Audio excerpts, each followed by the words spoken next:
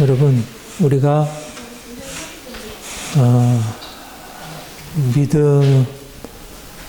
믿음을 갖게 된 이후에 무엇이 우리에게 중요할까요? 그러니까 믿는다는 것이 무엇일까? 믿는다는 것은 하나님을 알게 되므로 우리 인생 안에 실질적인 변화가 일어나는 것입니다. 그러니까 내가 믿는다는 것, 더 온전한 믿음을 갖는다는 것과 무엇이 같이 가냐면 내가 믿음을 가진 이후에 내 삶이 어떻게 얼마나 변화되었는가. 여러분 어떠세요? 내가 지금 믿음으로 살고 있다고 하는 것은 다시 말하면 내 삶에서 어떤 변화가 일어나고 있다는 것. 아니, 변화가 아직은 잘 안 일어나지만 적어도 변화를 향한 간절한 열망과 소망이 있다는 것. 그래서 그 소망으로 계속적으로 씨름하고 앞으로 나아간다는 것. 이것이 바로 믿음을 가지고 있다는 것의 의미입니다. 그러니까 믿음이라는 것은 하나님이 계시다. 하나님 나를 사랑하신다. 하나님이 나를 구원하셨다. 앞으로 하나님이 나를 구원하실 것이다 하는 하나님에 관한 어떤 사실, 나 자신에 관한 어떤 사실을 아는 것이 아니라, 물론 그것이 굉장히 중요하지만 그 알미라는 것이 내 자신이 이제까지 살아온 삶에 있어서 어떤 근본적인 변화로 들어가서 다르게 산다는 것, 또 다르게 살아가고자 하는 마음의 소망이 일어나고 또 그 소망을 품고 나가게 되면서 실제적으로 인생이 이런 인생이구나. 내가 이전에는 알지 못했는데 내 인생이 그냥 이렇게 계속 이렇게 머물러서 늘 그 자리 변화된다고 하더라도 늘 사실 우리가 인생 나이가 먹어가면서 알게 되는 게 뭐죠?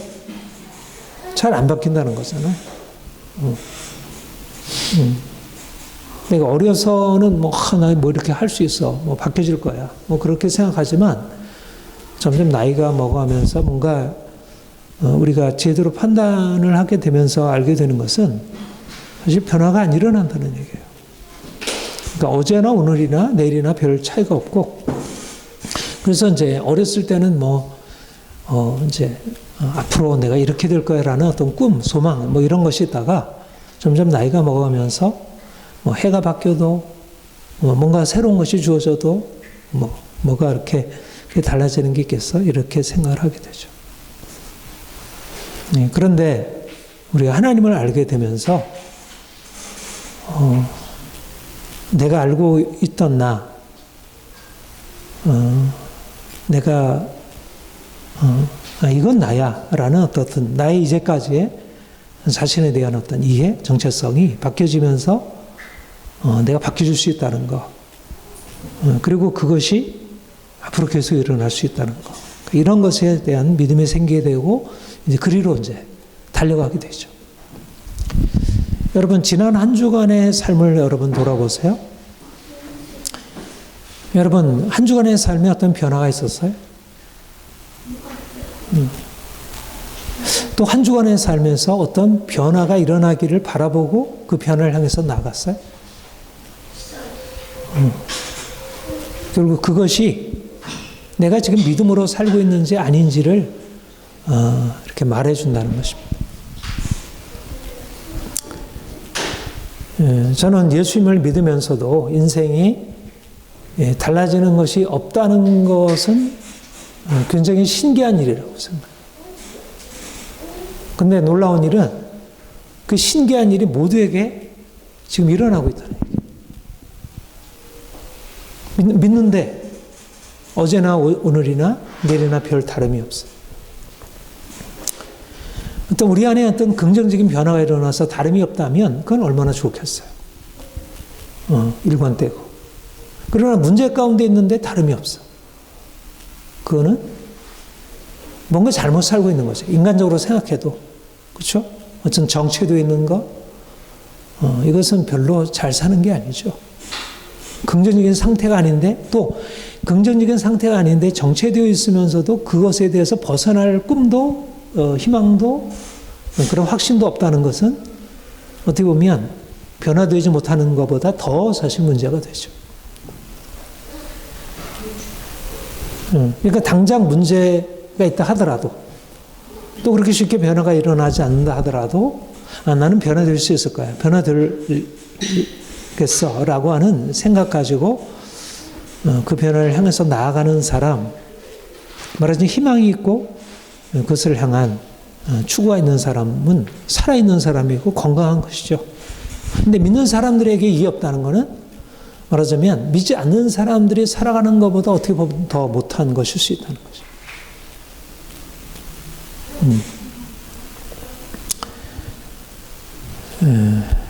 주님이 우리를 부르신 목적이 뭘까요? 부르심의 소망, 그렇게 말씀하죠. 부르심의 소망, 부르심의 목적. 달라지는 것입니다. 너무나 놀랍게 변화되는 것입니다. 그것을 뭐라고 성경은 얘기를 했냐면 거룩한 것이다 얘기를 했어요. 거룩함. 거룩함이라는 게 뭐예요? 하나님처럼 되는 것입니다. 인간이.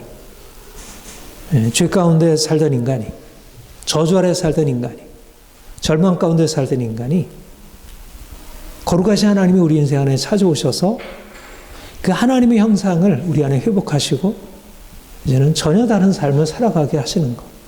이게 하나님 부르신 목적이에요. 그의 아들 삼으셨다는 것은 내가 너 사랑해. 내가 너를 앞으로 천국으로 인도할 거야. 굉장히 늘 진보해진 지식에 머무는 게 아니라 실제적으로 우리의 삶 안에 하나님의 아들이라는 신분에 합당한 어떤 변화. 하나님의 아들이라는 것은 예를 들면 왕의 아들이라는 건 어때요? 뭐 어떤 기업 회장의 아들이라는 건 어때요? 그건 그냥 아들이 아니잖아요. 그 신분에 합당한 무엇인가 있는 거잖아요. 내가 아들이 아니다가 아들로 입양됐다 그러면 어떻게 되겠어? 응?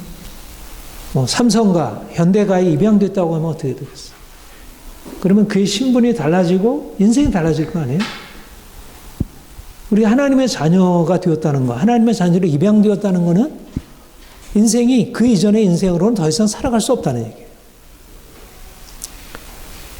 거룩함으로 변화되는 것, 우리가 신학적으로 이것을 성화라 얘기를 하죠. 성화. 성화. 성화. 거룩하게 된다. 그러니까 변화인 것입니다. 변화. sanctification. 원래는 거룩하지 않은 자였는데, 죄인이었는데 거룩하게 변화된다는 거예요. 이게 믿음이라는 거예요.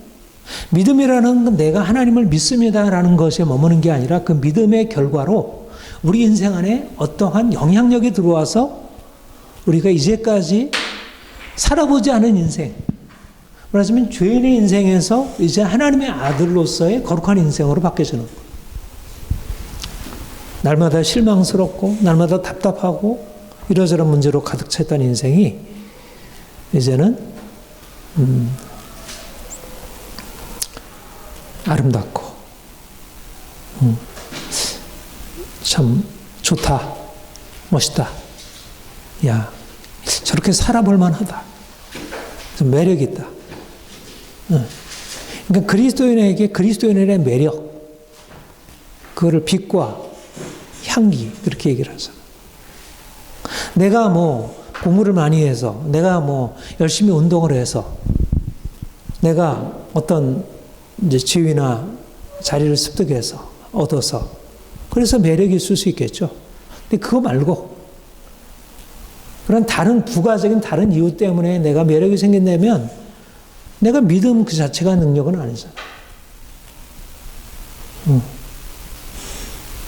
내 인생 안에 어떤 매력이 생긴다면 그 매력의 이유, 매력의 근거는 내가 믿는 믿음 때문에. 열매 맺는 것. 열매 없던 인생이 열매 맺는 것. 보다 아름다워지고, 보다 선해지고, 보다 질이 좋아지는 것입니다.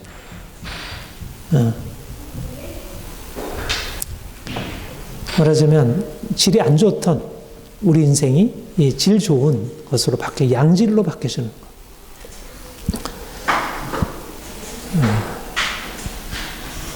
근데 어때요? 경험으로 보자면 어떻죠? 우리가 그런 인생을 향해서 나아가고 있나요? 잘 안 되죠. 잘 안 돼요. 사실은 우리가 성화라는 거 모르지 않고 거룩하게 된다는 거 모르지 않지만 사실 거룩함은 고사하고 보통 사람들이 생각하는 윤리 도덕 수준에도 미치지 못하는 자신을 발견하게 돼요. 그러니까 믿지 않는 사람과 과연 얼마나 차이가 있을까? 사실 우리 자신을 보아도 그렇고 우리 주위에 있는 믿는 사람들을 보아도 별 큰 차이가 없어 보이는, 그러니까 우리가 경험적으로 보자면 사실 믿는다는 것과 삶이 변화된다는 것의 어떤 상관성이 그렇게 확신이 안 오는 거예요. 오히려 내가 뭐 심리학 공부하고 상담학 공부해서 공부를 많이 해서 어떻든 뭐 지식을 얻다 보면 인생 안에 어떤 변화가 일어나는 걸 보는데 예수를 믿어도 뭐 그 별 차이가 없고 뭐 한두 사람 그런 사람이 있을지 모르지만 그 사람이 과연 예수를 믿어서 그런 건지 아니면 다른 요인 때문에 그런 건지 너무 드무니까.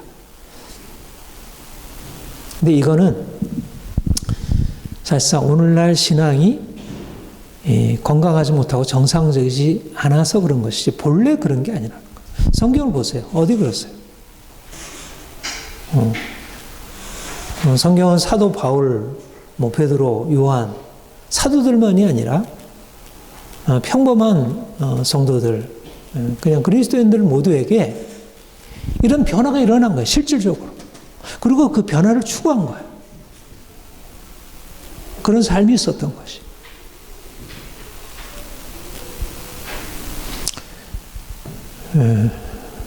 이제 우리에게 이런 변화가 있기를 원하고 또 변화를 향한 추구, 그 어떤 씨름, 매일매일 우리가 가지고 있는 씨름이 무엇이어야 할까? 하나님이 우리를 부르신 목적, 그 부르심의 소망에 합당하게 내 인생에 변화가 일어나기를. 사실 그게 새로운 시작의 출발이에요. 내가 돈이 많아지고 내가 건강해지고 사람들로부터 인정받고 이거는 굉장히 부차적인 나중의 결과들, 그 변화되는 것 속에서 정말 주님이 내 인생 안에 일으키신 이 성화라고 하는 결과에 보다 더 핵심적인 것에 부속되는 하나의 열매들이지. 뭐 그거를 부정할 건 아니지만 그러나 근본적인 것은 하나님만이 하실 수 있는 거, 내가 이제까지 묶여있었던 인생에서 벗어나서 정말 온전하게 자유케 되고 새로워지는 거. 그래서 본문에는 이것을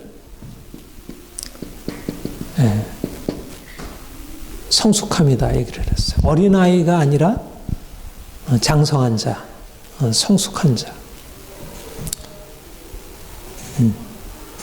그러니까 믿긴 믿지만 여전히 삶이 잘 변화되지 않고 과거의 삶에서 그냥 머물러 있는 것을 여기서 뭐라고 했죠? 그리스도 안에서 어린아이, 육신에 속한 자. 그러니까 우리가 주위에서 보는 사람들은 어떤 사람들이에요? 성숙한 사람들입니까? 아니면 어린아이들입니까? 대부분의 경우가 어린아이들인 거예요. 왜냐하면 믿음이면 믿음의 증거가 있어야 되는데 믿음의 증거가 나타나지 않는 거예요. 믿으면서도 여전히 동일하게 시기하고 분쟁하고 싸우고, 믿으면서도 여전히 염려하고 두려워하고 낙심하고, 범사에 감사하라 하지만 늘 불평하고 원망하고, 항상 기뻐하라 하지만 늘 근심하고 슬퍼하고, 사랑하고 섬기라고 하지만 늘 싸우고 이기적으로 살아가고. 이거는 성숙한 그리스도인이 아니라 어린아이 그리스도인이고, 이거는 신령한 그리스도인이 아니라 육에 속한 그리스도인이라는 것입니다. 그러니까 우리가 목표로 삼아야 할 게 뭐예요? 바로 이 목표입니다. 우리가 죄 가운데 살던 우리가 거룩하게 변하다. 어린아이로 살던 우리가 성숙함으로 변하다.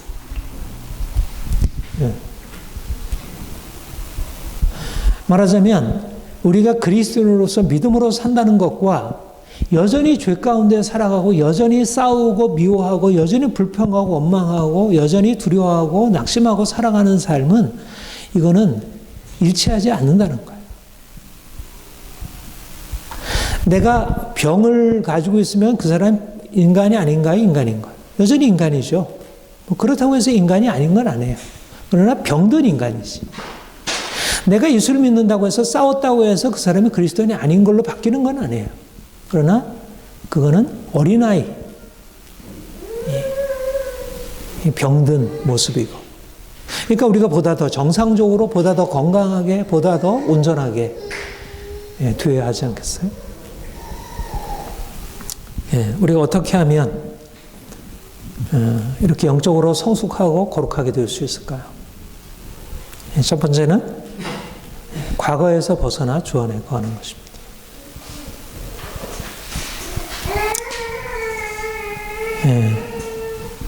우리가 믿음이라는 것은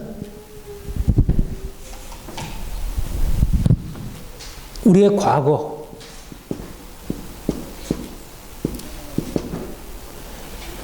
성경은 옛사람, 새사람, 그 전환이에요, 전환. 이게 믿음이에요. 믿음 없던 우리가 믿음으로 하나님 바라보는 것이고, 그리고 내가 하나님 바라보게 되므로 내 이전의 과거의 인생은 죄 가운데 사는 인생이었고, 이기심, 욕심, 원망, 미움, 이것이 내 인생이었어요. 근데 주님이 우리 인생 안에 찾아오셔서 우리 인생 안에 죄로부터 자유, 거룩함이 시작이 되고 사랑하게 되고 감사하게 되고,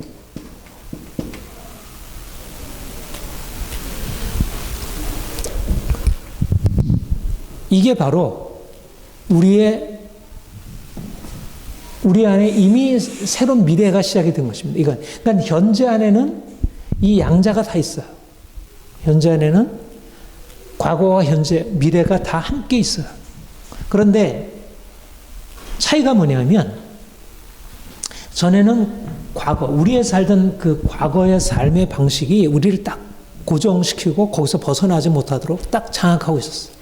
우리 미움과 분노, 원망, 불평, 두려움, 이런 것들이 우리의 삶을 딱 장악하고, 아무리 거기서 잠깐 벗어나려고 하더라도 또다시 거기로, 말하자면 굴레와 같은 거죠. 굴레.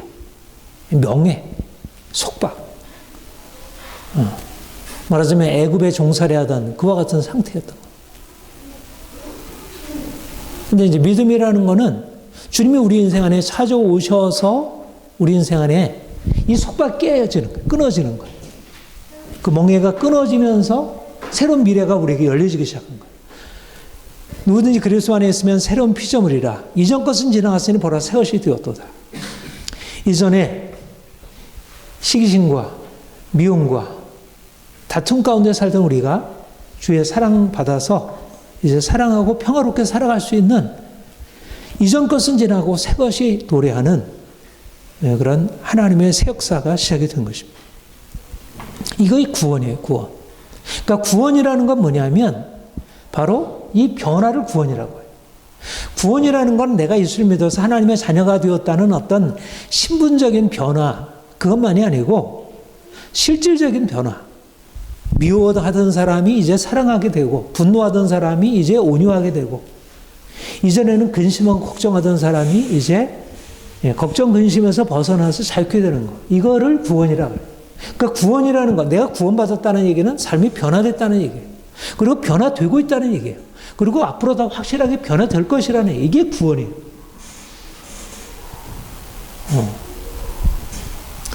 말하자면 사실상 우리가 여전히 우리의 삶 안에 예수를 믿는데도 여전히 미움이 있고, 여전히 예수를 믿는데도 염려 두려움이 있고, 여전히 원망 불평이 우리 마음에 있다는 얘기는 뭐예요?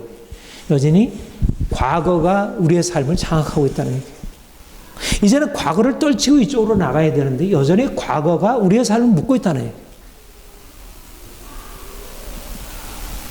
근데 쉽게 떨칠 수 있나요?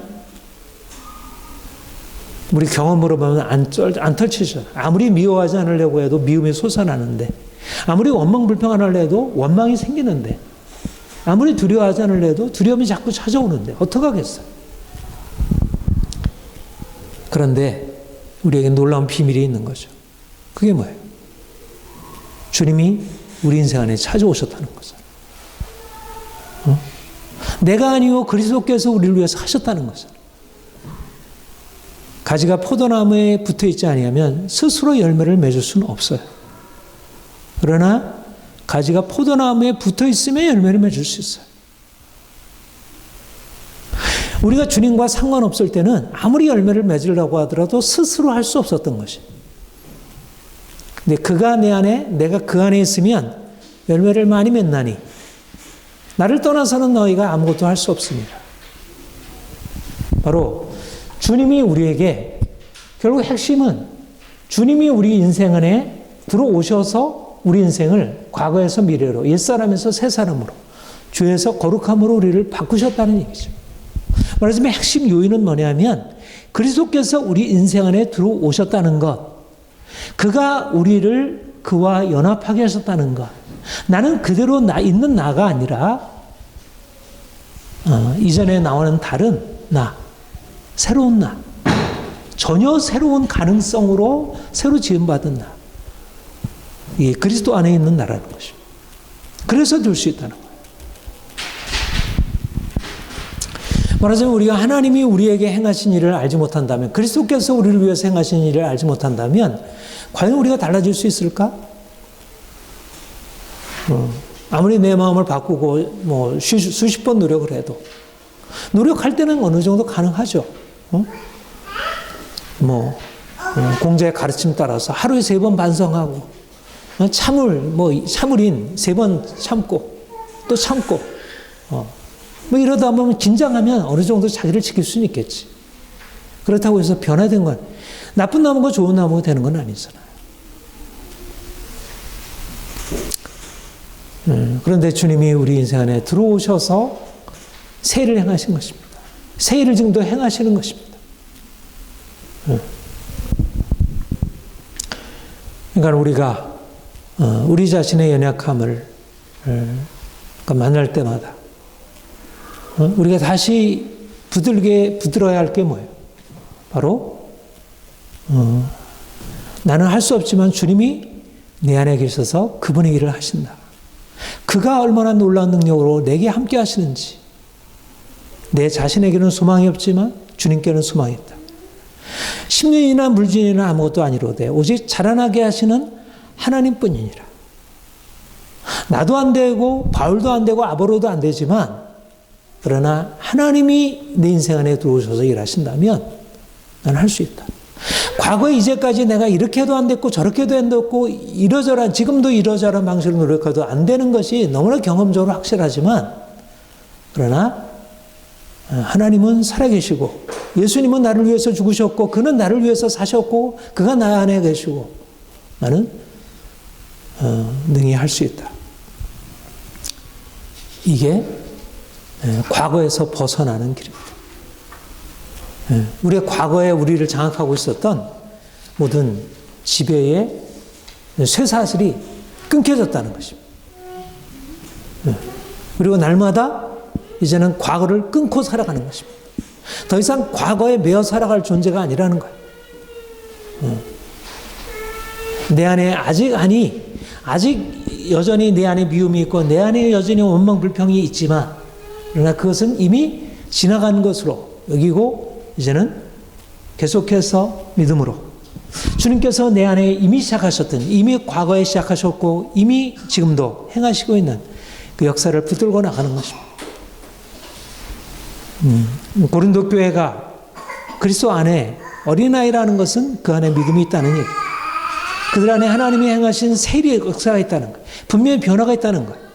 근데 변화의 능력이 지금 그 영역 가운데 시기 다툼 가운데 들어와서 그것이 차단이 되어버린 거죠. 그러니까 우리의 삶 가운데 분명히 우리가 주를 믿는다는 것은 분명히 그 능력이 우리에게 있다는 거예요. 근데 뭔가 거기에 막혀버린 거예요. 뭔가.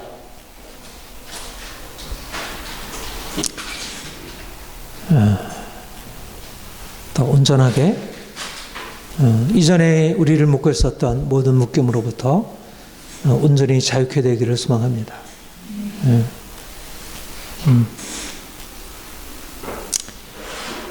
실망할 게 아니고요. 계속해서 믿음으로 하나님이 행하실 것을 기대하고 진짜 놀라운 변화를 기대해요. 놀라운 변화를. 내가 이렇게 달라질 수 있다니. 사실 하나님이 생각하신 것은 너무 큰 거예요.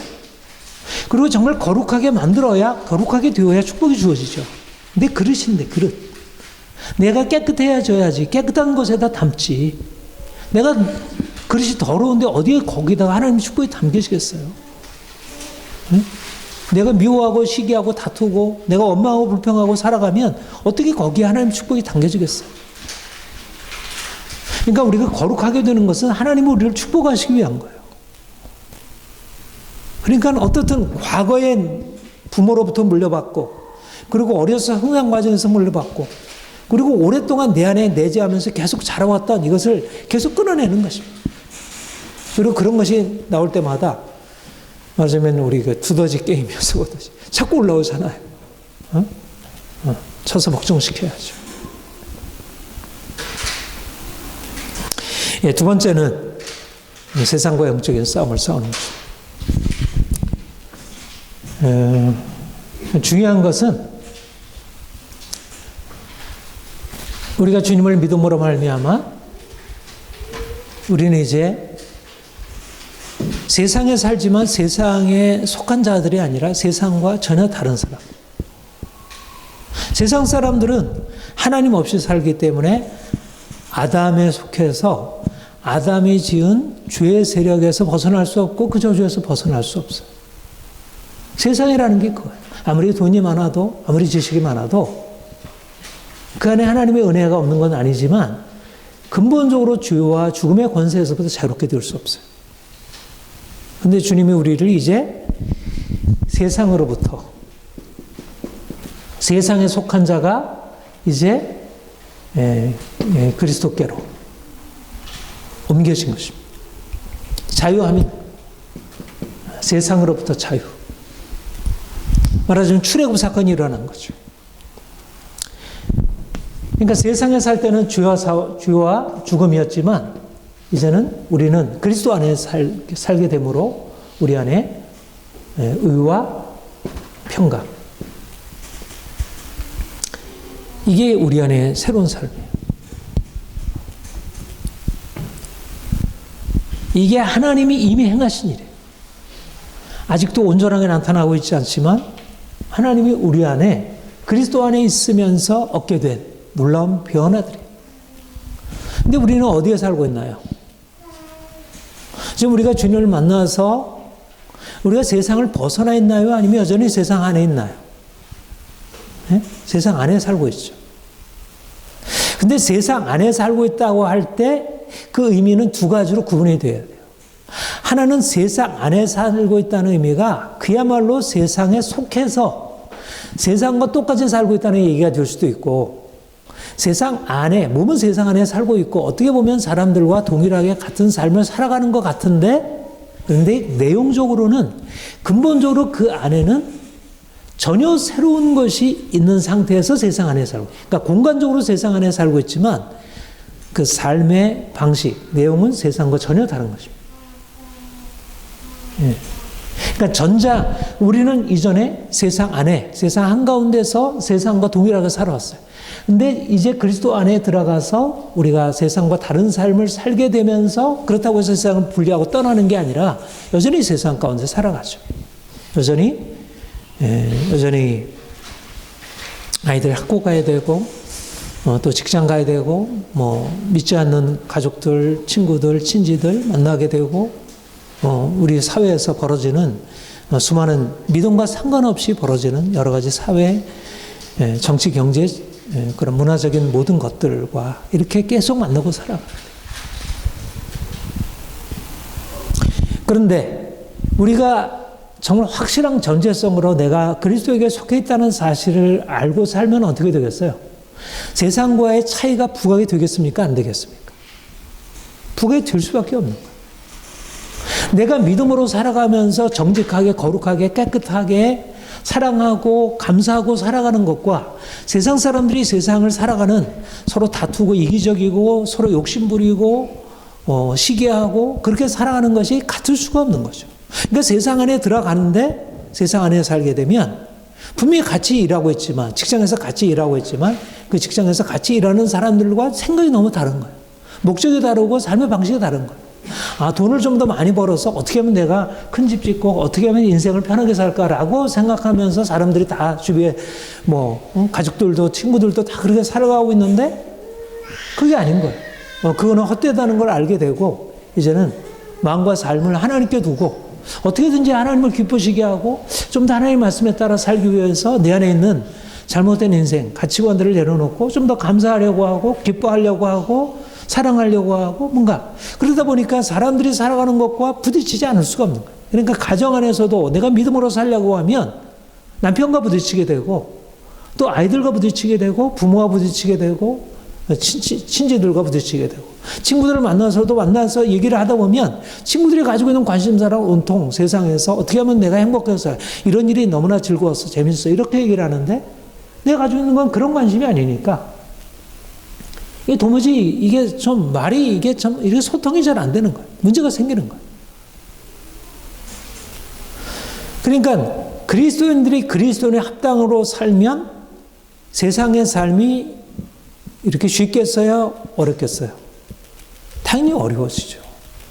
갈등이 생기니까. 내가 세상과 같이 살아가도 사실 쉬운 건 아니지만 그래도 거기서 떨어져 나오는 건 아니잖아요. 그래도 같이 공감할 수 있고 같이 웃을 수 있고 같이 울 수 있고 할 수 있는데 이제 세상과 다른 삶, 거룩한 삶으로 그리스도 안에서 얻은 그 삶의 방식으로 세상을 살려고 하니까 이거는 부딪힐 수밖에 없는 거예요.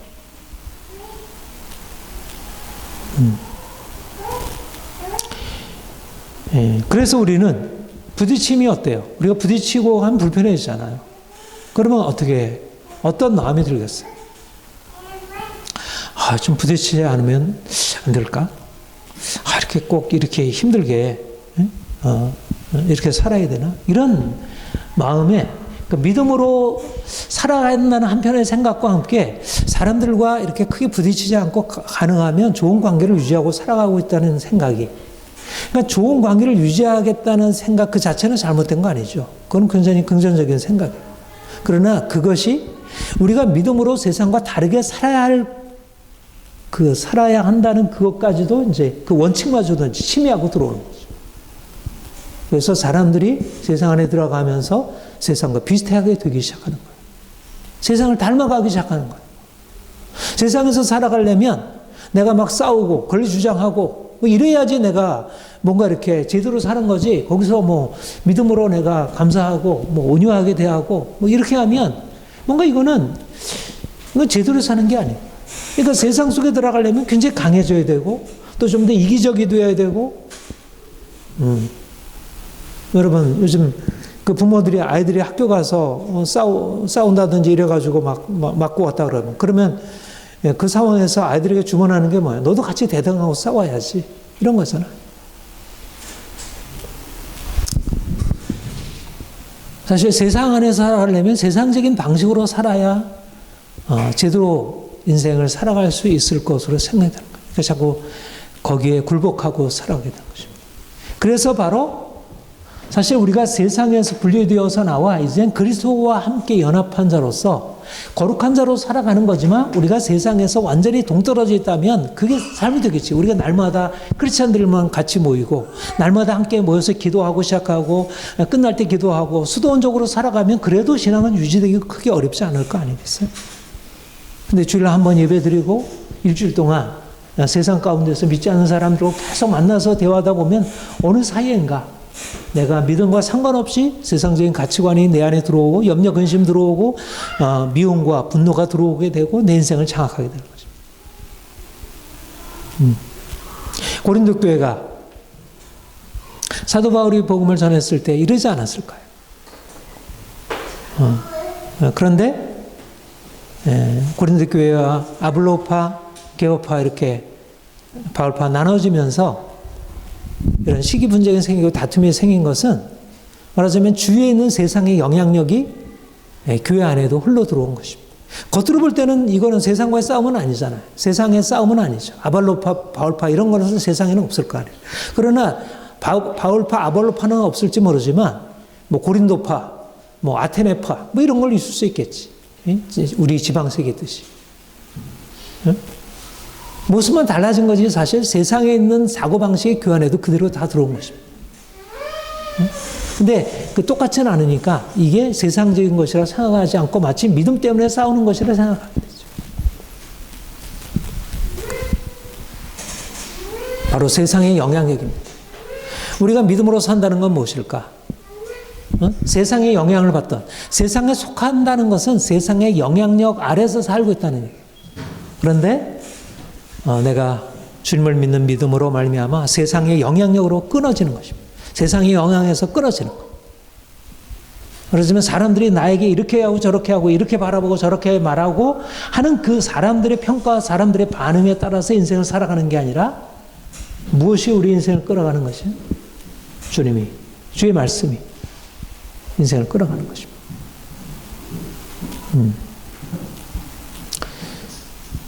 성경은 우리에게 우리를 그리스도를 군사라 얘기해요. 그리스도인의 병사. 좋은 병사로 나와 함께 싸우라. 사도 바울이 디모데에게 그렇게 권면하죠. 그래서 선한 싸움을 싸우는 것입니다. 믿음의 선한 싸움을 싸우는 거예요. 근데 무슨 싸움이에요? 여기도 싸움이 있고 여기도 싸움이 있어요. 근데 이 싸움과 이 싸움은 같은 싸움이 아니에요. 이 싸움은 어떤 싸움이에요? 자기를 위한 싸움? 자기 이익을 위해서 상대방을 죽이고 내 이익을 더 극대화시키려는 싸움이에요. 이게 세상의 삶의 방식이에요. 이게 선의이기도 해요. 이렇게 해야 자기가 살아날 수 있으니까. 정치적으로 보수당, 진보당이 싸우고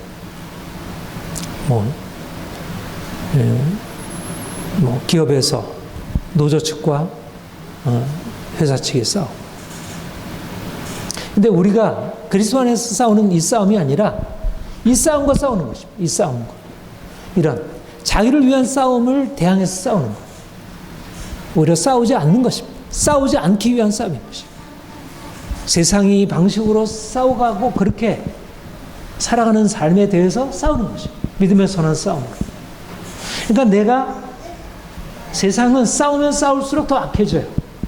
근데 내가 믿음으로 주님 앞에 서서 싸우게 되면 싸우면 싸울수록 우리가 더 선해지는 거예요. 왜냐하면 세상의 악이 나를 장악하고 나를 영향을 미치는 것에 대해서 대항해 싸우니까.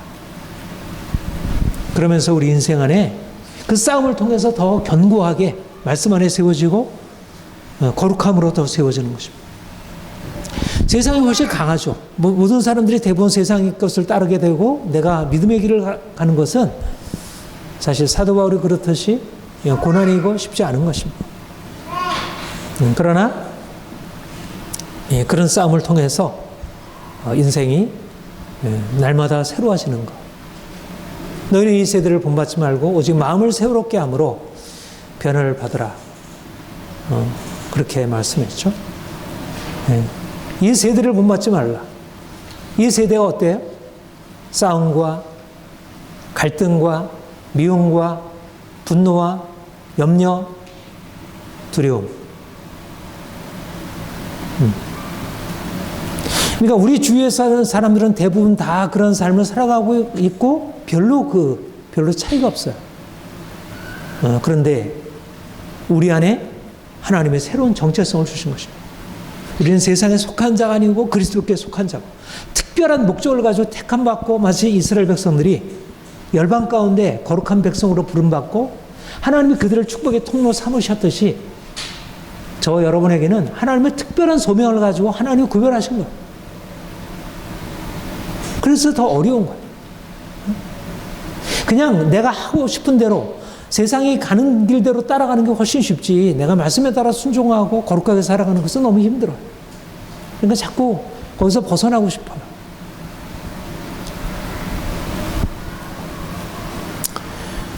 네, 날마다 주님께 가까이 가야 합니다. 주님께 가까이 가서 그분이 내게 말씀하시는 걸 들어야 하고 날마다 하나님께로부터 오는 이제 그런 영향. 그러니까 내가 그리스도께로 나가지 않으면 세상의 영향으로부터 자유로울 수가 없어요. 매일 거기 안에 살아가는데 어떻게 살겠어요? 응? 그리고 또 중요한 건 뭐냐면 이 교회가 중요해요. 교회. 공동체가 중요하고 지체들이 중요해요. 또 여러분을 지도하는 영적 지도자, 목회자가 중요해요. 그러니까 뭔가 세상의 영향력을 막아낼 수 있는 어떤 다른 방책들이 있어요. 그냥 내가 그냥 아무런 무방비 상태로 세상에 들어가게 되면 세상에 들어오는 온갖 공격들, 화살들, 온갖 오염된 것들이 내 안에 들어와서 내 인생을 병들게 할 수 있습니다. 그래서 우리가 자꾸 하나님이 우리에게 허락하신 그 비전을 향하여 힘있게 나가지 못하고 또 연약하게 되고 또 실패하고 또 넘어지게 되고 사랑하는 성도 여러분, 우리 인생 안에 가장 중요한 것은 사실은 다른 것이 아닙니다. 믿음으로 성숙한 사람들은 것보다 더 온전한 거룩함을 이루는 것. 우리의 모든 것을 거기에다 이제 드릴 필요가 있어요. 우리가 믿음으로 산다고 해서 실패가 없을 수는 없죠. 늘 실패가 있죠. 그러나 그럼에도 불구하고 실패를 정당하거나 거기에 머무를 것은 아닙니다. 말씀드린 대로 우리에게는 새로운 능력, 새로운 근원이 있잖아요. 만약 우리가 그렇게 스스로 한다 그러면 어떻게 되겠어요? 우리가 할 수 없는 일입니다. 근데 주님이 이미 행하셨고 성령께서 지금도 우리를 붙드시고 있고 우리가 날마다 그리스도께 나가기만 하면 내 안에 있는 죄의 세력이 약화되고 깨어지고 그리고 세상을 향한 영향력, 세상의 그런 부정적인 영향력들이 차단되고 오히려 이제 내가 주의 은혜로 말미암아 변화되어서 이제는 세상에 영향을 주는 자가 되기 시작해요. 이게 바로 성숙한 그리스도인, 장성한 그리스도인, 신령한 그리스도인의 삶의 모습입니다. 우리가 날마다 주님께 나아가 주님이 내 인생 안에 허락하신 이 놀라운 축복보다도 온전하게 주의 형상 닮아 변화되고 그리고 세상보다 더 탁월한 정말 모든 면에서 더 탁월한 영적으로 우리의 마음이 하나님을 향해서 열려지게 될 때 우리의 영혼이 우리의 정신이 새로워지고 우리의 삶의 모든 것들이 더 아름답게 변화되고 그래서 많은 사람들에게 너무 귀한 것을 나눠줄 수 있게 될 것입니다. 이러한 비전으로